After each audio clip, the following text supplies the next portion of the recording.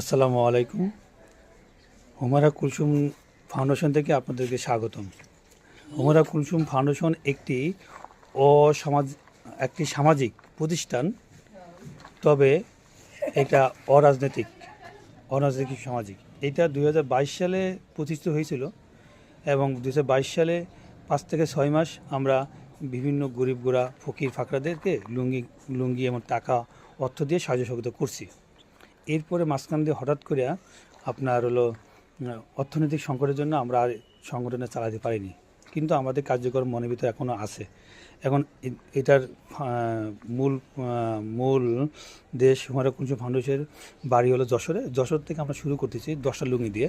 Already এখানে 8টা লুঙ্গি আছে, আরও 2টা লুঙ্গি আমরা ইতিমধ্যে দিয়ে দিছি। আমরা চাচ্ছি প্রতি মাসে, এই বছরে এই মাসটা শুরু করছি, যে ঈদ থেকে শুরু করছি, এই ঈদ থেকে শুরু করে আমরা প্রতি মাসে মাসে আমাদের লাভের একটা অংশ আমরা গরিব দুঃখী অসহায় এবং যারা খেতে পারে না এতিম, এদের বই বিভিন্ন জায়গায় থেকে আমরা দেওয়ার জন্য অঙ্গীকারবদ্ধ। এই জন্য আল্লাহর কাছে আমরা সাহায্য সহযোগিতা চাই, আল্লাহর দয়া চাই, মানুষের সাহায্য সহযোগিতা চাই। আপনারা আমাদের জন্য সবাই দোয়া করবেন। আমরা যদি এই প্রতিষ্ঠানটা প্রতি মাসে মাসে এবং প্রতি মাসে 12টা মাসের জন্য আমরা সাহায্য সহযোগিতা করি এবং যশোর থেকে শুরু করে সারা বাংলাদেশে এটা প্রচারণা করতে পারি, এবং আমরা বাংলাদেশ ছাড়াও বিশ্বে যদি এটার নামকত হয় এবং বিশ্বে সবাইকে সাহায্য সহযোগিতা করতে পারি, এই কামনাই রইল। এখন আপনাদের সামনে কথা বলবে হুমায়রা কুলসুম ফাউন্ডেশনের চেয়ারম্যান তাসলিমা আক্তার লিপি। আসসালামু আলাইকুম। আপনারা আমাদের ইউটিউব চ্যানেলে গেলে দেখতে পারবেন হুমায়রা কুলসুম ফাউন্ডেশন আমরা 2021 সালে দিকে শুরু করছি।